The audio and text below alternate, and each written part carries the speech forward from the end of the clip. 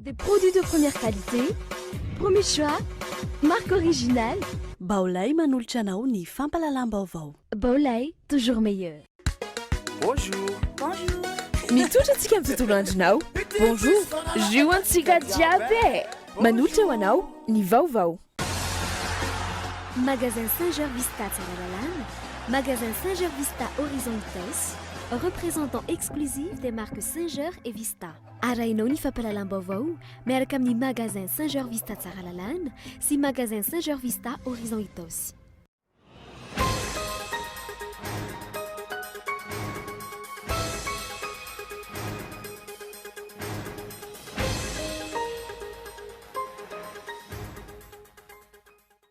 Ny trangana lozam-pifamoivozana tety 67 hektara manoloana ny havana ny atoandro teo. Fiara fitateram-bahoaka ao amin'ny zotra D mampitoy an'Antananarivo sy Vato no nivadika tamin'izany. Telo no naratra. Tany amin'ny 720 hektara no lasa niteratany sinoa any amin'ny komuna Apangabe ao amin'ny distrika any Ambondratrimo. Tsy manaiky ivobodona tany io ny ireo mponina any toerana. Mitanila ny subvention exceptionnelle sy investissement faritra 12 amin'ny 2020 no tsy nahazo io vola io tamin'ny taona 2024. Ny faritra efatra tamin'izy ireo ihany no mbola nahazo vola tamin'ity taona ity. Ny ankamaroan'ny fifanarahana ataon'ny orinasa jirama amin'ny orinasa tsy miankina mpamatsy herinaratra sy mpamatsy solika no tsy fantatry ny mpiasa ny votoantony. Tsy mifandanja ny fitakiana atao amin'ny andaniny sy ny ankilany eo amin'ny fifanarahana. Vaovao iraisam-pirenena any États-Unis mitoy hatrany ny fihetsiketsehana anti-Trump taorian'ny valim-pifidianana tany an-toerana. Sehatra maro ao anatin'ny programanasany no voaresaky Donald Trump omaly tamin'ny hainoman-jery iray. Ny andidin'ireo arahanao afaka fotoana fohy.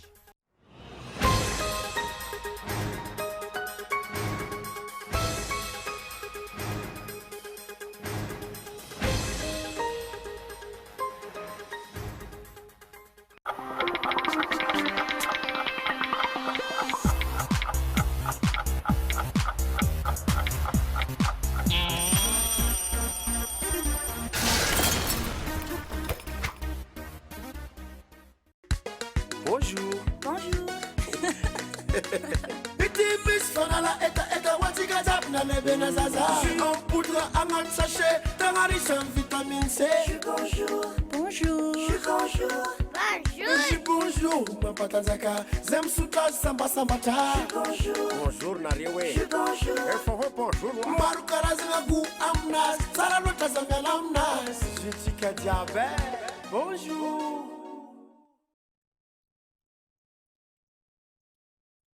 Vita ve télécommande hotelitsika rahampitso ka io jiritany latapakio ariko ty lesy misy solution amin'ilay be Ouai, mety amintsika kosa lesy ty a. Ne craignez plus les coupures d'électricité, simple d'utilisation, facile à installer, 5 watts à 300 watts, monocristalline, polycristalline. Baolay, représentant de la marque originale Baolilay. Baolay, toujours meilleur. Eo ambany fiahin'ny Prime Ministre lehibe ny gouvernementa Andriamatoa mahafaly solona andrasana Olivier Ao anatin'ny herinandro ny firaisakina ho an'ny fanjarian-tsakafo iaraha-miasa akaiky amin'ny ofisy pirenena ho an'ny fanjarian-tsakafo na ny ONN. Ny vovona ny fiarahamon'ny pirenena Hina dia manolotra antsika ny salon Hina. Salon Hina sehatra hivondronan'ireo mpandray anjara rehetra amin'ny ady amin'ny sy fanjarian-tsakafo eto Madagasikara. Ny 12 sy 17 novambra ho avy izao eo amin'ny tokontany lapantanan'Antananarivo. Ho hitantsika ao fifanakalozana varotra sy fampirantiana ny asa vitan'ny Hina sy ireo mpiara-miombona antoka aminy ho an'ny fanjarian-tsakafo. Tsy misy vidim-pidirana. Hina pour un avenir radieux des enfants malagasy soutenu par une bonne nutrition. Naturel Plus. Extrait des meilleurs champs de tournesol d'Égypte. Naturel Plus, votre huile de tournesol raffinée 100% naturelle. Si vous préférez l'huile de soja, Spécial est fait pour vous. Issue des meilleurs champs de soja d'Égypte, Spécial est une huile de soja raffinée, riche en oméga 3 et en oméga 6. Essentielle pour votre santé. Que vous préfériez notre huile de tournesol Naturel Plus ou notre huile de soja Spécial, nos huiles raffinées sont 100% sans cholestérol. Naturel Plus et Spécial, vos huiles raffinées pour des plats délicieux et une bonne santé.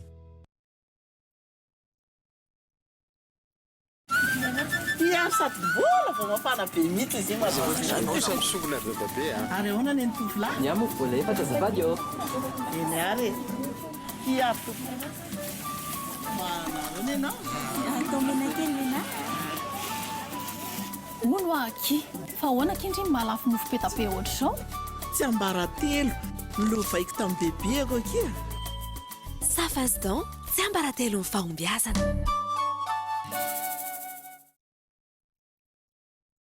Vous êtes jeune, entrepreneur, vous débordez d'idées et aimez les défis? Le parcours du Start-Upper, un événement organisé par le Centre d'excellence en entrepreneuriat dans le cadre de la célébration du Global Entrepreneurship Week les 16 et 17 novembre 2016 au CND Lac Kanalakil. Tournoi de slam sur le parcours d'un entrepreneur, concours d'idées et de présentation de projets, débat télévisé sur le choix de carrière des jeunes, solutions de financement de projets par le crowdfunding. Alors, qu'attendez-vous pour vous inscrire? Soyez au rendez-vous. Partenaire privilégié, Orange Money. Média officiel, Cool TV. ISCAN, allez là où vont les élites.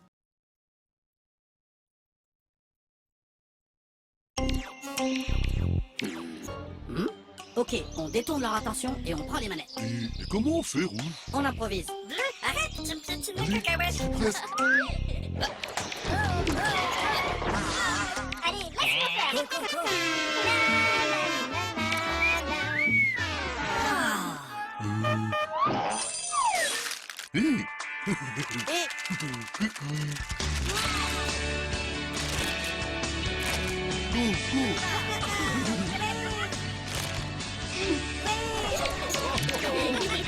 M&M's, le plaisir que l'on partage.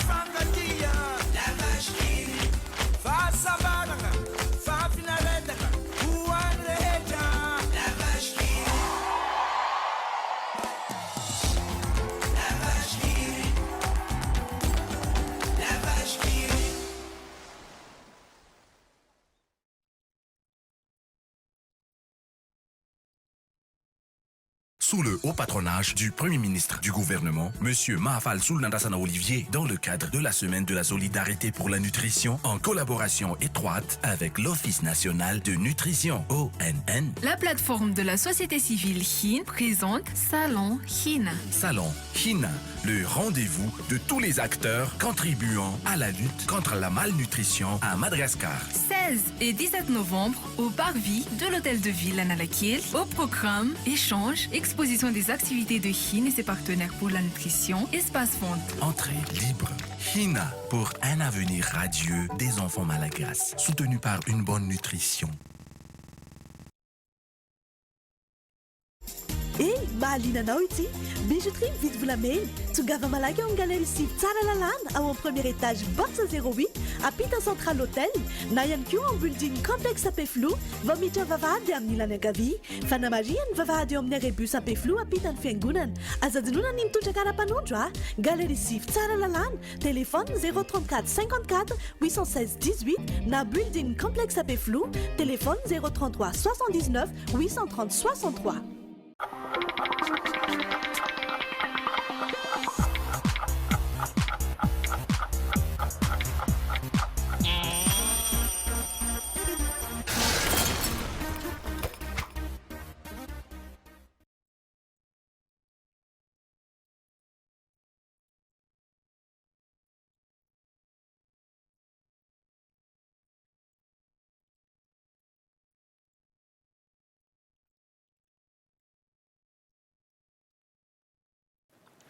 miaraba tompoko lafinaritra tompoko vavy miaraba manokana ihany koa amin'ireo mpanaraka ny Vaovao Kolo TV any amin'ny faritra indrindra ireo manaraka izany amin'ny alalan'ny FM Toamasina, DSTV Antsiranana ary TNTV Fianarantsoa. Ny anomboantsika ny vaovao dia raha toka amin'ny tanila ny fitsinjarana ny subvention de fonctionnement natokana ho tantanan'ny commune tamin'ny taona 2024 izay nentina taminao teto amin'ny fampahalalam-baovao omaly mitanila tahaka izay ihany koa ny subvention exceptionnelle sy ny investissement. Fanadadiny Fezo Ravaly.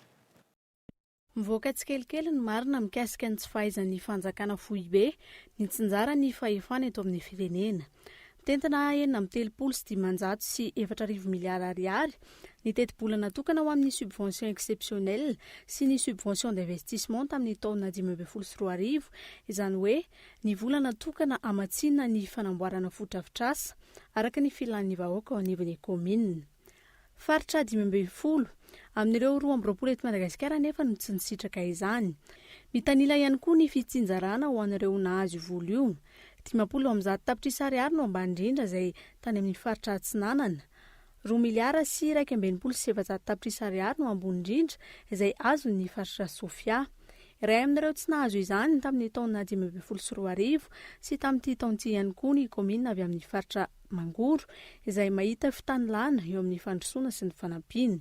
Raha ny zavatra misy amin'izao zany dia somary ohatran'ny tanila kely ny fomba fampandrosoanan'le faritra zany amin'izao fotoana zao satria ireo faritra hafa izay mitovitovy leta aminay zany efa aiza ho aiza izy hatramin'izao. Amin'izao fotoana zany district roa izy araka ny teneniko teo misy commune efatra amby telopolo fa raha raisitsika zao any amin'ny faritra hafa ny district telo tsy ampy commune 20 akory ny ao anatiny. Fa iny zany resaka délimitation territoriale fotsiny zany iny angambany resaka teknika iny angambany fa araka ny teneniko anareo teo hoe velaran-tany 2,2 kilometra tsy mivady mandry ny faritra Mangoro ary misy poniny efa efatretsy mahery dia jereo amin'ireo faritra hafa nefa misy latsaka ambanin'izany. Tafiakatra 3,5 miliara ariary ankehitriny ny teti-bola natokana ho amin'ny subvention io tamin'ny taona 2024 ity.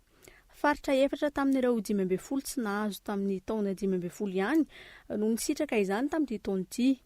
Isan'ny fiovanan'ny songadina ny nahazo ny faritra Atsinanana 2 miliara sy 9,9 tapitrisa ariary raha toka 50 tapitrisa ariary no azo ny taona lasa. Ny ena ho 2 miliara sy 3,9 tapitrisa ariary kosa ny an'ny faritra Sofia saingy mbola mijanona ho ambony indrindra hatrany. Nisy tsy nahitam-piovana goavana toy ny tany amin'ny faritra Iorombe izay nijanona ho 2,9 tapitrisa ariary toy ny tamin'ny taona lasa. Fanontaniana iandrasam-baliny avy amin'ny tompon'andraikitra voakasika ny fanazavana ny antony fitanilana amin'ny fitsinjarana ny fanampiana ireo commune manerana ny faritra eto Madagasikara sy ny fepetra na ny masotsiva na nomezana izany. Nisy fijerena ny haben'ny faritra sy ny commune ary ny isan'ny mponina ve ny tsinjarana ireny fanampiana ireny sa ny fisian'ny minisitra nivoaka avy tao amin'ireo faritra ireo.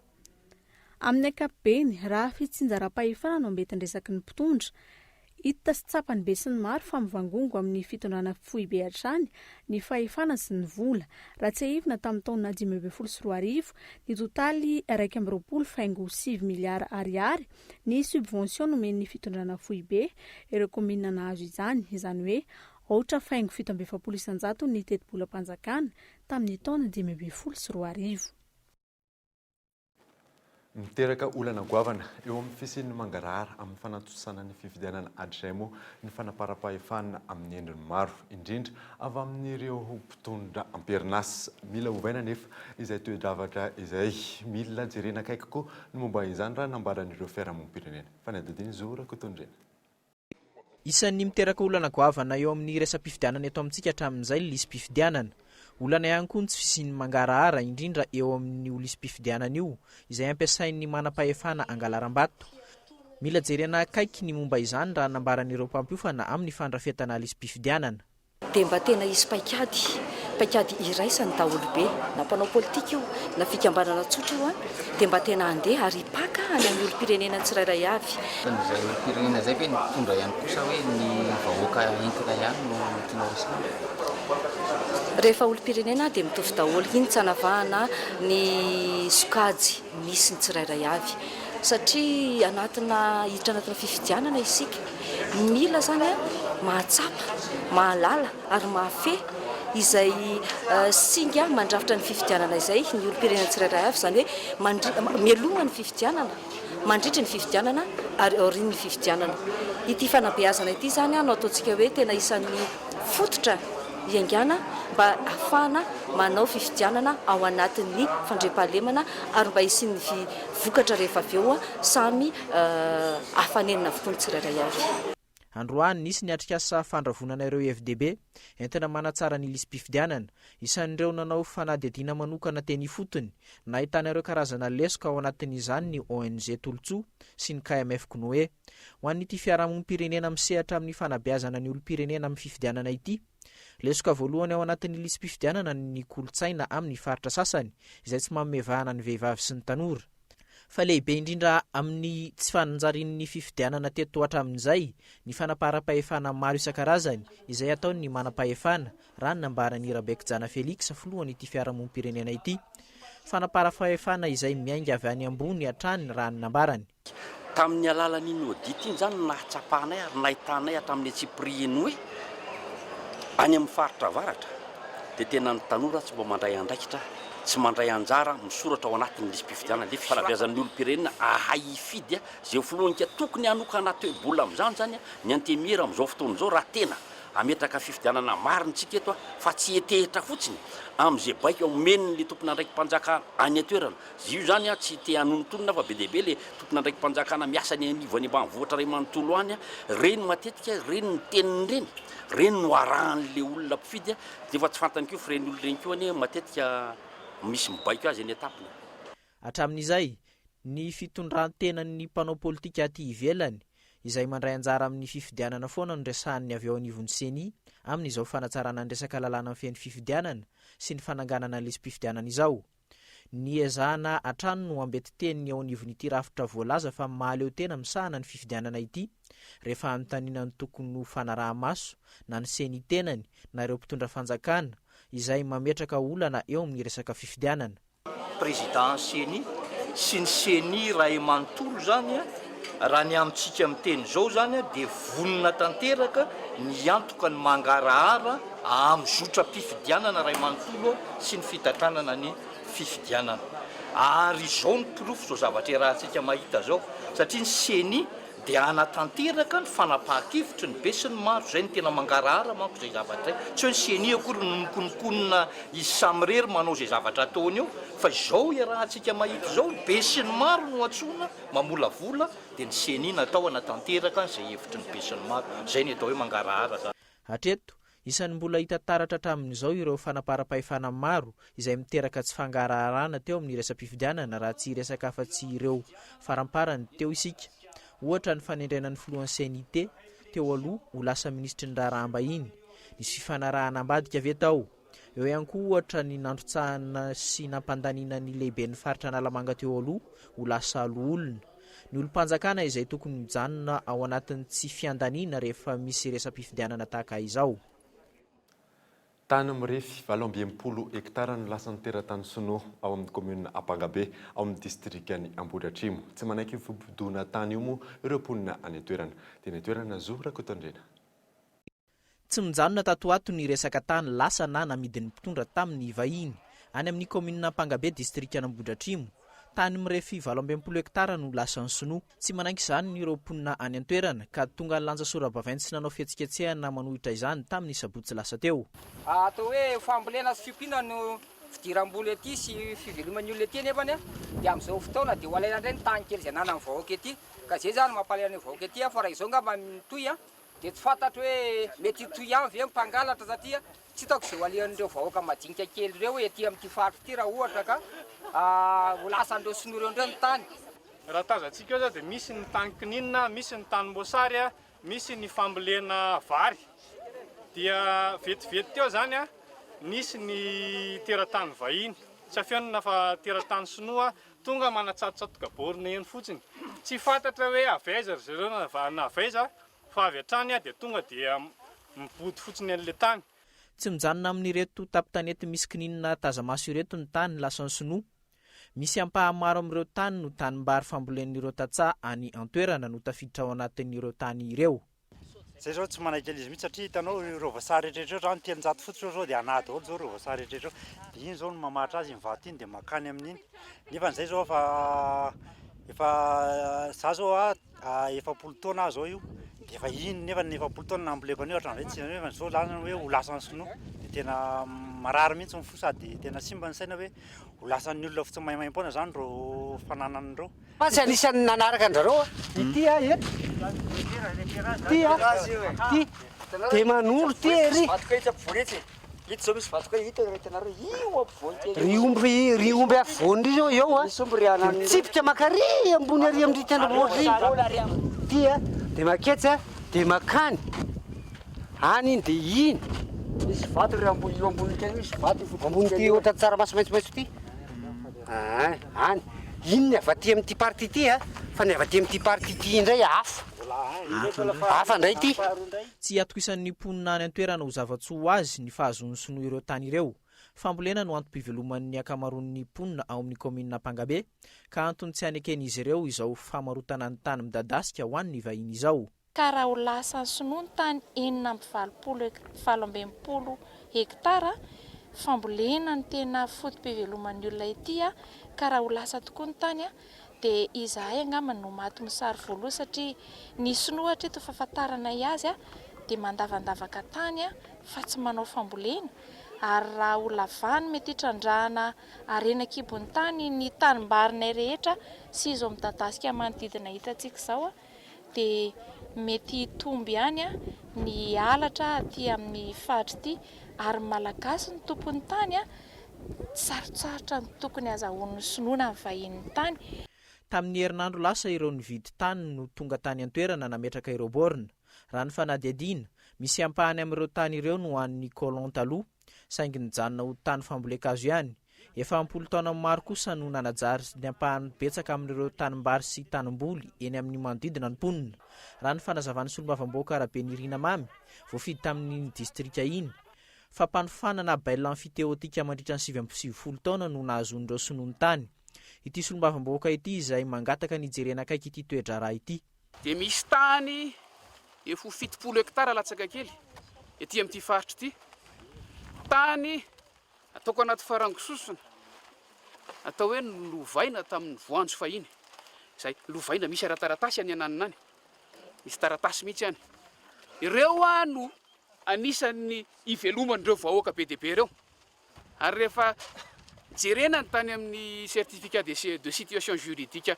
amin'izao fotoana izao dia misy bail amfiteotika manome alalana sinoa ampiasa n'io tany io mandritry ny 7 taona zay tsisy eto tsontsika amin'izany raha tsy hivina nisy ny kabary nataon'ny filoham-pirenena tamin'ny fiandohan'ny taona momba ny amerenana ireo tanin'ny Kolo ho eo ampelantanan'ny fanjakana ary avy eo no afaka miverina mangataka izany ireo efa nanajary ny tany an-taonany maro mba hahazoana ny titira fanontaniana manintikitika ny mpanara Vaovao ao anatin'izany ny hoe mba hanamorana ny famarotana ireo tany ireo ho an'ny vahiny ve no antony ireny kabary ny filoha ireny izao tapitra lasan'ny sinoa avokoa na tapitanety na tanimboly na tanimbary hatramin'ny tokotanin'olona izao efa misy mamaritra any amin'ny faritra maro lavitra andrinany arakaraky ny tombontsoa hitany ny hitsabahan'ny firenena mikambana amin'ny raharaham-pirenena iray na tsy toy ny zava-misy ataon'ny firenena mikambana amin'ny firenena eto Afrika raha ny fanadihadiana natao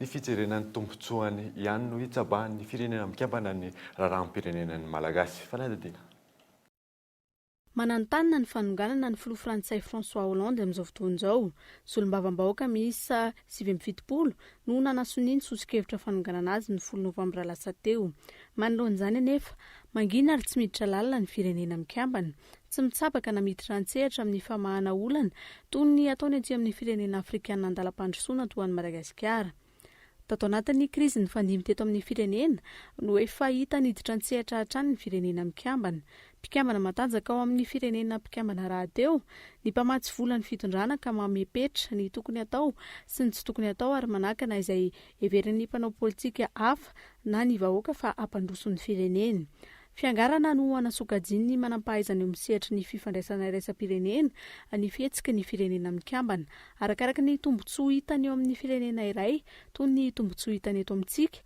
no hijirany an-tsehatra amin'ny raharaham-pirenena malagasy. Tena miakatra izy zany arakaraky ny intérêt azadinoina fa eo amin'ny sehatra iraisam-pirenena dia hoe rapport de force sy intérêt zay ihany ka raha fa tsisy ny intérêt ny firy eo amin'le tany anankiray tsy manao inona izy raha vao misy toerana ananan'rareo tombotsoa sy ny hoe tiany ilamina kokoa noho ny sasany dia miditra izy zay mahatonga Nations Unies zany mitsabaka amin'ny zavatra ty amintsika tandro tsara ka manteny hoe tsy ilaina ny fifidianana milohan'ny taona fa hoe miandry ny 2018 satria zay indrindra hoe raha misy korotany eto na sanatria zany satria izy mety tsy anaiky zany fitondram-panjakana tsiny raha dia misy korotany eto zany dia tsy anaiky azery zao satria izy ihany no andamina dia sahira lany vola lany fotoana ary ny hoe vahoaka malagasy amin'ny eritreretiny hoe hijaly.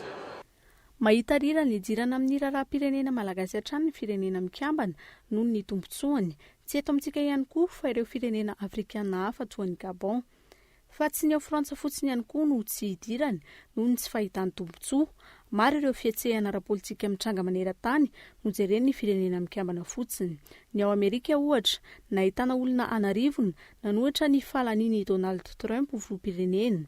Ny asabotsy 12 Novembre lasa teo ihany koa nidina an-dalambe nitaky ny fametram-pialan'ny filoham-pirenenany ny mponina ao Korea Atsimo izay vororoy tamin'ny resaka osoka sy fanararaotam-pahefana nataon'olona akaiky azy na dia efa nanao fifonana ampabe-maso aza ity filoha Koreana tatsimo ity. Tokony handray lesona tamin'ny tantara politika ny Madagasikara ny vahiny ka hamela malalaka ny malagasy andamina ny raharaha anatiny. Rehefa mahita ny malagasy fa tsy mahavita ny asantsony ny filohany ary misy ny anjininy milaza izay ao anatin'ny lalam-panorenana, zo sy adidy ny fanatanterahana izany ho fiarovana hatrany tombotsoa ny besin'ny maro. Ny akamaroan'ny fifanarahana ataon'ny orinasa jirama amin'ny orinasa tsy miankina mpamatsy herinaratra sy mpamatsy solika no tsy fantatry ny mpiasa moa ny votoantany tsy mifandanja ny fitakiana ataon'ny andaniny sy ny ankilany amin'ny fifanarahana. Fanadidiny Lili Rabiata.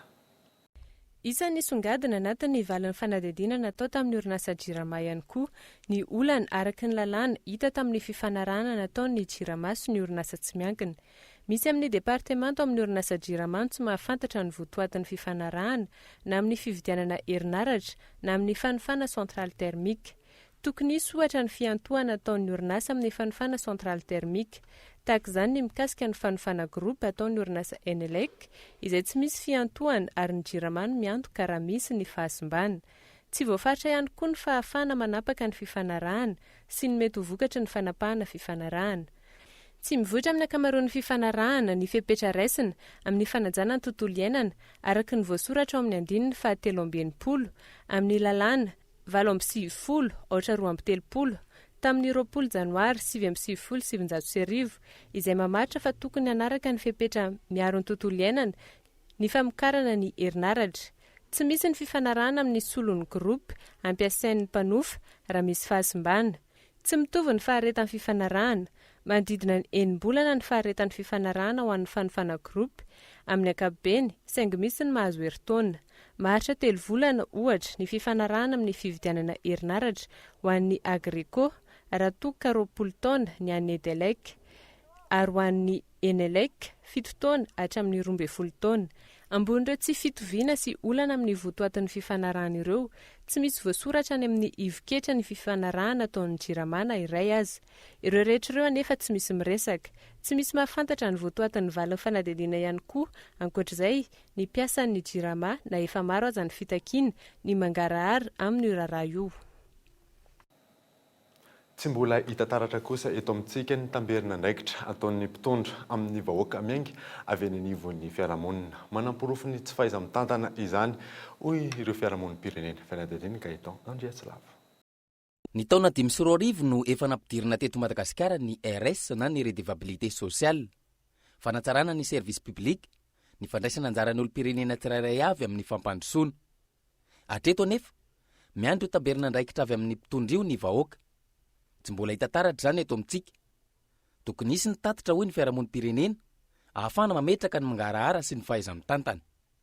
Eo ohatra ny ao amin'ny ben'ny tanàna. Inona ny tamberina andraikitra andrasan'ny vahoaka. Atsangana reny pilona reny zao ohatra, inona no tombotsoa azon'ny vahoaka amin'ireny. Tokony mipetraka foana zany ny tatitra avy any amin'ireo mpitondra isana tokony manomboka any amin'ny filoham-pirenena hatrany amin'ny lehibe pokotany. Inona ny zavatra vita? Ahoana ny fomba nanatanterahana azy a? Inona ny volana fitaovana nentina nanatotoso izany a? Dia inona ny vokatra?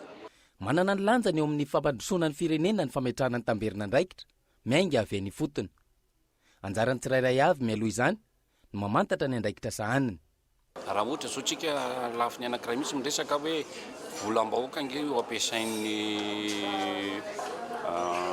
andoavana ny karaman'ny mpiasa-panjakana io, dia tsy tsapan'ny olona mihitsy izay hoe le volam-bahoaka iny ny zavatra anankiray hoe tsy tsapany hoe rehefa mamoaka vola anankiray izy dia misy hetra miditra anatin'ny fanjakana.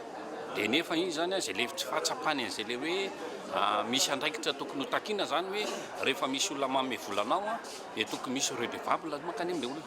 Dia izay mahatonga an'ilay olona hoe le tsy fahafantarany mihitsy le andraikitra zany anisan'ny sakana aloha zany ao anatin'iny. Ho an'ny mpitondra indray dia indraindray atao hoe mety eo ilay hoe fombafomba fotsiny zany sisa le hoe endrika le hoe anaovana tatitra.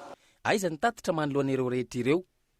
Aiza ny taberina andraikitra ataon'ny mpitondra amin'ny vahoaka izay nanome azy ny fahefana? Atreto aloha, fitarainana noho ny tsy fampiny foto-drafitr'asa, ny tsy fandriampahalemana, ny faratsiany lalana, ny fiakaran'ny vidim-piainana sy ny maro hafa no mampitaraina ny mponina. Tsy hita taratra ny taberina andraikitra ataon'ny mpitondra ho an'ny vahoaka. Any ka maro no milaza vadiny tanteraka ny sosialim-bahoaka ankehitriny. Herinandro mialohan'ny francophonie mametrapetraka ny fanjakana tsy handray anjara amin'ny ampahany manontolo amin'izany moa ny vahoaka malagasy. Tsy misy mahazo mivezivezy, tsy misy mpianatra mianatra. Michela Ranarjona. Tsy mbola nivoaka amin'ny fomba ofisialy saingy mazava ny nambarany avy eo anivon'ny prefekturan'Antananarivo tsy mahazo mifamezivezy ny posy ny moto amin'ny fotoanany fiaonam-bendreo firenena amin'ny teny frantsay. Isan'ny fivoriana ny alarobia izao raha ny fanazavana amoana izany amin'ny fomba ofisialy. Noho ny fitohanan'ny fifamoivoizana zany dia ny fipetrako ny raisin'ny prefektura zany amin'ny fandaminana ny fifamoivoizana indrindra moa ny scooter sy ny posiposy ary ny sarety. Dia izy fivoriana zany ny raisin'ny commune miaraka amin'ny prefektura amin'ny fanatanterahana ny zavandray satria ny commune mahatopotrana anazy no mandamina sy mandrindra ny fifamoivoizana. Ary izy koa no tompona andraikitra tompona andraikitra fanjakana afaka mamoaka ny amandy sy ny forera. Mampiatra azy manahirana satria ny toedra ara-pirenena izy andaniny fa mba misy fipetra fandaminana ny tarana ny zavatra zay. Tsy misy mahazo manohy ny asa mandrarana ireo mpitondra posy ary tsy afaka mifamezivezy kosa ireo izay mitondra kodiaran-droa tahaka ny moto. Eo fantatra ihany koa fa miato ny fampianarana anivo ny sekolim-panjakana mandritra fotoana io. Tsy voatery anaraka izany kosa nefa ireo mpianatra any amin'ny sekoly tsy miankina. Raha ny fanazavan'ny ministry ny fanabeazan'ny pireneny tsy isy fiantraikany amin'ny fanarahana ny programa mpampianarana izany. Fomba fisehony aminareo no hoe pôzy na tsy pôzy fa ny horaire rehetra izay tokony ho azy ny mpianatra dia efa voavolavola ao anatin'izay. Fiseho rehetra ivelany no fandaminana maro samihafa izay ka za raisina amin'io tsy mianatra amin'ny francophonie dia tsy manana tombony fa izany teny aminareo fa respecte ny horaire rehetra ianarana amin'ny fotoana ity. Pôzy izay nahena mba ahafahana manao pôzy ny francophonie eto amin'ny sekoly panjakana. Na tiana na tsy tiana nefa mazava fa tsy ampandraisana anjara amin'ny tsy fihaonana ny tampony ity ny malagasy na dia eto amin'ny tany azy izany no andraisana izany. Herinandro mahery tsy ahatongavan'ny andro andraisana izany milaza ny avy eo anivony ny delegasiona mpikarakara fa efa vita amin'ny ampahany manontolo ireo foto-drafitr'asa, trano, ny lalana izay raha jereniny fotony mitady hotsaka sahady. Raha ny fanadinana tao anatin'ny 3 taona farany nisy hatrany ny orana artifisialy teto Antananarivo, voalohany anefa vao tsy nisy tamin'ity taona ity.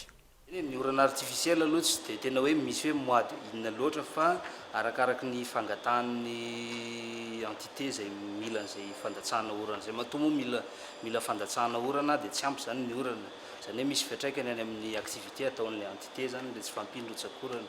Amin'ny ankapobeny zany reto Madagasikara dia ny orinasa jirama tena mangataka fandatsahan'orana rehefa amin'ny période ana maintany ny volana oktobra sy novembre zany indrindraindrindra tamin'ny heritaona na tamin'ny roa taona lasa angamba izay nisy tonga hatrany volana décembre mihitsy mbola nanao fandatsahan'orana foana didiko aloha zany atao anatin'ny 3 taona lasa dia nisy foana ny fangatahana fandatsahana orana ny météo prestataire de service fotsiny manatanteraka n'le opération ataon'ny météo sy mijery hoe manao ahoana ny faisabilité an'izay zavatra izay.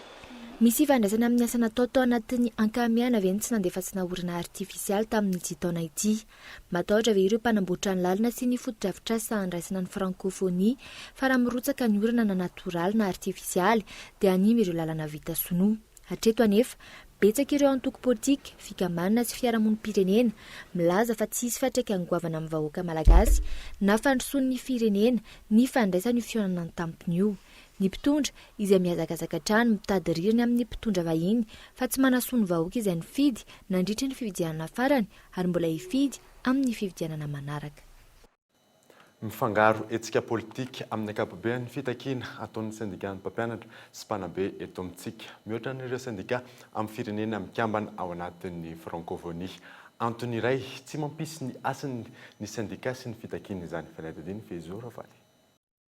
Tsy mipetraka amin'ny toerana tokony hisy azy ary tsy manana ny asany ny syndicat-ny mpampianatra na ireo vondrona syndikaly misehatra amin'ny fanabeazana eto amintsika raha ny fanazavana mpitarika syndikaly eo anivon'ny ministera ny fanabeazam-pirenena. Raha ny fanazavana, ankoatra ny fiarovana ny zonim-piasa sy ny fanatsarana ny fari-piainana, manana andraikitra amin'ny fanoloran-kevitra amin'ny fanatsarana ny rafim-pampianarana ihany koa ny syndicat-ny mpampianatra sy mpanabe. Force de proposition syndicat zany hoe manome soso-kevitra, manome volavolakevitra ho fanatsarana tsy ny tontolo mpampianatra ihany na mpanabe fa eo ihany koa ny tontolo fampianarana na makasika amin'ny programme zany vao tamin'ny herinandro teo moa zany ny hoanay ao amin'ny plateforme syndicale nisy an'le famaranana amin'ny PSE sy natao tamin'ny Benasanjo dia nanana fijery manokana koa ny syndicat dikan'izany hoe manana hevitra foana ny syndicat anatsarana ny tontolo fanabeazana, tontolo mpampianatra sy mpanabe rehetra eto Madagasikara. Raha ny nambaran'ny tompon'andraikitra mpanelanelan eo amin'ny ministera sy ny mpitarika syndikaly ihany koa, mora misaringotra amin'ny hetsika ara-politika ny hetsika ara-syndikaly eo anivon'ny ministera ny fanabeazana eto amintsika oharina amin'ireo firenena hafa mpikambana ao anatin'ny francophonie. Antony iray manimba ny asan'ny syndicat. Ankoatr'izay, mijanona eo amin'ny fahefana an'olon-kevitra ihany koa ny anjara asan'ny syndicat raha ny fanazavana fa tsy manapa-kevitra. Tenena misy ireo foana fa ma force de proposition ohatra zareo izay dia tsy décideur nisy syndicat fa manome soso-kevitra izy ao anatin'izay rehetra ary ny mpitondra koa rehetra dia tokony heno reny syndicat reny matetika ny hetsika ataon'izy ireo na ny doléance sy ataony nge dia misy mitombony ary rehefa mitombona nefa dia matetika dia misy mpanao politika foana mitsofoka ao anatiny ka manimba zany ma-syndicat ny syndicat zany dia manjary le syndicat ma-syndicat dia tsy manana asiny intsony. Aritra 3 andro ny fionam-be anjehan'ny 2020 ho an'ireo komity syndikaly mivondrona ao anatin'ny francophonie misehatra amin'ny fanabeazana na ny CSFEF. Ao anatin'izany hitondrana vahaolana fanatsarana ny asan'ny syndicat sy fanatsarana ny rafim-pampianarana eo amin'ny firenena amin'ny teny sy mampiasa ny teny frantsay. Solitenina avy amina firenena 3 mpikambana amin'ny francophonie no mandray anjara ao anatin'izany. Araka ny lohatenim-baovao teo dia nitrangana loza ampifamoivozana tety 67 hectara manoloana ny havana ny atoandro teo. Taksi be ao amin'ny Zodrade mampitoy any Antananarivo sy Ivato no nivadika tamin'izany telo naratra ary tsy nisy lohany ainana fohy fanadadiny iona saina. Androany tokony ho tamin'ny 12 sasany nisehona loza ampifamoivozana tety 67 hectara manoloana ny havana. Fiara-pitatitr'olona mampitoy any Antananarivo sy Ivato no nahatonga ny loza.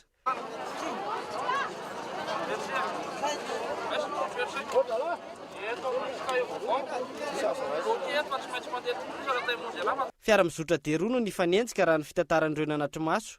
Potika tanteraka ity fiara ity rehefa avy niala sarety, nivadika ary nandona fiara taksi roa niantsona manamorona ny arabe. Olona 3 izay zazakely no iray no tena vomafy tamin'ity loza ity, tsy nisy kosa ny ainana fohy.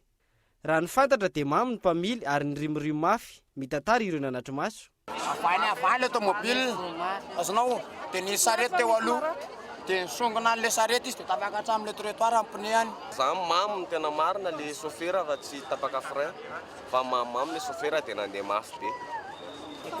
Ireo taxi ireo miprotège fa raha tsy ireo zany efa maty teto daholo zay. Tsy hitako fa za mipetraka anaty tômôbila tsy afaka ny andainga aloha fa zay mipetraka ireo 300 reo foana vata dia vizina akatra dia sansako fotsiny hoe ivaravarana io sendra ny voa hoe mamay ny andro fa raha tsy zany tsy tafavoaka atao zany.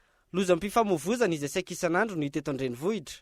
Fanaovana tsirambina ny asa no miteraka ny loza amin'ny ankapobeny, fa eo ihany koa ny tsy fanajana ny mpandeha izay mandoa saran-dalana. Ireo fiara-pitatitr'olona izay mila lao ny hain'ny mpandeha amin'ny fandehanana mafy. Raha tsy aivina, vao tamin'ny faran'ny herinandro teo no nisy ny fihaonana teo amin'ny tompona andraikitra eo anivon'ny komune Vato sy ny mpitatitra momba ny fanarahan-dalàna amin'ny fitateram-bahoaka. Tsy nisy akony tamin'ireo mpamily izany izay minitsy manaja ny boky andraikitra. Andrasana ny fanaraha-maso entitra avy amin'ny tompona andraikim-panjakana, ny lehiben'ny kooperativa sy ny mpitandro ny filaminana manoloana ireny tsy fanarahan-dalàna ataon'ny mpitondra fiara fitateram-bahoaka ireny. Araka ny fangatahany maro dia rampitso amin'ny 7:30 minitra aorian'ny vaovao amin'ny fiteny frantsay moa no anarahanao ny famerenana amin'ny fandaharana confession générale tamin'ny maître Olala tamin'ny iny herinandro iny hisy ihany koa moa ny famerenana amin'ny herinandro manaraka ny alakamisy amin'ny 2 tolakandro. Lamaody ny fahavaratra no entina aminao ato anatin'ny ity fanadadiana manaraka ity mavokely, mainty, fotsy. Manendriky ny tsena amin'izao ny kiran'il amin'izao vanim-potoana manakaiky ny fitrotsahan'ny orana izao. Michela Ranarjon. Eto Beoririka saika hita etsy ny kiran'il na irony antsoina hoe kapa natao entina amin'ny orana. Raha toka voasokajy ho isan'ireo kapa farany ambany izy ireny teo aloha lamaody ary natokana ho an'ny olona rehetra izany amin'izao. Raha ny fanadinana atao teny an-tsena androany mandeha ny tsenany kapa saingy 900 ny lafo no kiran'il. Izy ity manko izao tao anatin'ny herintaona zany nampalaza be an'izy ity. Rehefa kaiky fahavaratra ohatr'izao dia ny kiran'il mandeha indrindra amin'ny partian'ny kapa ohatr'izao. Misy karazany dia samy manana ny vidiny. Ohatra zao ohatra ny tony drogba ny anarany dia fotsiny faladiany, draondray izy le uni. Draondray izy uni. Miovaova araka ny kalitao ny vidin'ny kiran'il 7 ariary ho an'ireo kiran'il drogba, izany hoe ireo fotsy ary mafy kokoa. 9 ariary kosa ho an'ireo kiran'il miloko. Ho an'ireo tompo-pivarotra ambokady nanaovana fanadihadiana ireto. Manodidina ny kiran'il efa-jato isa isan'andro no lafin'izy ireo amin'izao. Isan'ireo olana amin'ny kiran'il hatrizay no hoe mahavakivaky vodi-tongotra. Raha ny fanazavana efa niova ny akora fanamboarana izany amin'izao. Tokony amin'izay indray hitanao le taloha be mihitsy tamin'ny andro taloha no misy kiran'il mahavakivaky tongotra satria mafy be ny faladiany ety ambany ohatr'izao. Fa amin'izao zany le sinoa efa manaraka an'ilay tendansa dia lasa vitany malefaka aty dia tsy mahavakivaky tongotra intsony. Tao anatin'ny andro herintaona zay nampalaza be ny kiran'il zany. Kiran'il drogba, kiran'il miloko samy mandray izay tandrify azy ny tsirairay. Avy any Chine ny kiran'il mitobaka eto amintsika manodidina ny 3 na 4 bolana eo ny faharetan'izy ireo arakaraka ny fanajana azy. Natokana indrindra ho an'ny andro fahavaratra izany raha eto amintsika. Efa lamaody entina mianjaika koa izany any amin'ireo firenena mandroso. Vaovao iraisam-pirenena kosa indray dia any Etazonia mitohatra ny fihetsiketsehana anti-Trump taoriana ny valy amin'ny fifidianana. Sehatra maro ao anatin'ny programan'asa no voaresaky Donald Trump omaly tamin'ny anamanjery iray tany an-toerana. Fanadihadiana eo amin'ny sary France 24. Teboka maro no voalazan'i Donald Trump tamin'ny anamanjery vahiny iray omaly amin'ny mahafiloha Amerikana azy. Anisan'ny mipetraka ho an'ireo mponina izay nanao fihetsiketsehana ny resaka fifindramonina. Miisa 12 tapitrisa ireo mpifindраmonina tsy ara-dalàna voalaza ny fahorohana nandritra ny fampelezan-kevitra izay nataony. Niova hevitra nefa Donald Trump nanomboka ny volana Aogositra ka mandina ny 3 tapitrisa ireo gadra verina amin'ny tanindrazany raha nambarany hatrany. Etsekilan'izay nilaza fanangana rindrina lehibe any Meksika mba hampiena ny fahatongavan'ireo mpifindраmonina hatrany ny fitondrana Amerikanina. Manamafy ny fandrarana ny fanalanjaza ny Vaovao raha voalaza ny fahekena ny fampiasana ny fitaovam-piadiana. Eo amin'ny lafin'ny fitsarana anjaran'ny Vaovao ihany koa no manendry ny mpitsara eo anivon'ny fitsarana tampin'izay. Tsy ketrika ny momba ny lalana mikasika ny fanambadian'ny lahy samy lahy sy ny vavy samy vavy kosa indray ny Trump raha nambarany hatrany. Manarak'izay nilaza ny tena ny fatsy andraika ramy izay mitetina $400 isan-taona. Tsy magaga izany raha iverina fa mandina ny 3.7 miliara ny fananany tamin'ny volana Oktobra lasa teo. Ireo teboka maro ireo no natonga ny fihetsiketsehana etsy sy roa any Etazonia. ny lazan-damina ny toetra rankehitriny ny filovavao manoloana izany. Alohan'ny sarahana dia verina aminao ireo vaovao nisongadina tamin'ity alina ity. Nitrangana loza amin'ny famovozana tety 67 hectara manoloana ny havana ny atoandro teo. Taxi be nizotra de mampitoy Antananarivo sy Ivato no nivadika tamin'izany. Telo moa no aratra. Tany mirefy 80 hectara no lasa ny teratany Sinoa ao amin'ny commune Apagabe ao amin'ny distrikany Ambohidratrimo. Tsy manaiky io fibodona tany io moa ireo mponina any an-toerana ary farany mitanila ny fizarana ny subvention exceptionnelle sy ny investissement faritra 520 amin'ireo 220 no tsy nahazo ivolo io tamin'ny taona 2024. Dia izay no mamarana ny fampahalalam-baovao antsika tamin'ity alina ity. Ankasitrahana ianao nanaraka izany hatramin'ny farany tenako mame fotoananao amin'ny manaraka indray mandrosoa asina tompoko.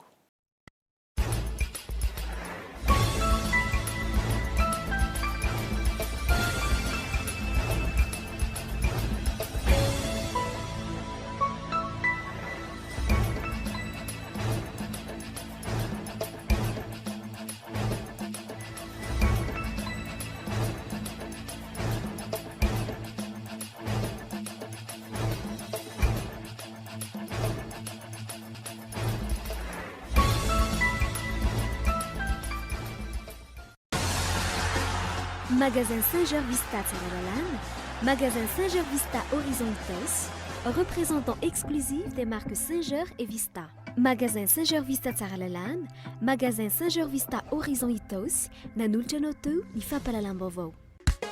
Bonjour. Bonjour. Narainao teo ny vaovao niaraka tamin'ny bonjour. Joantsika jiaby.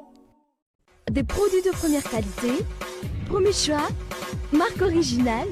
Baolay nanolotra anao teo ny fampahalalam-baovao. Baolay, toujours meilleur.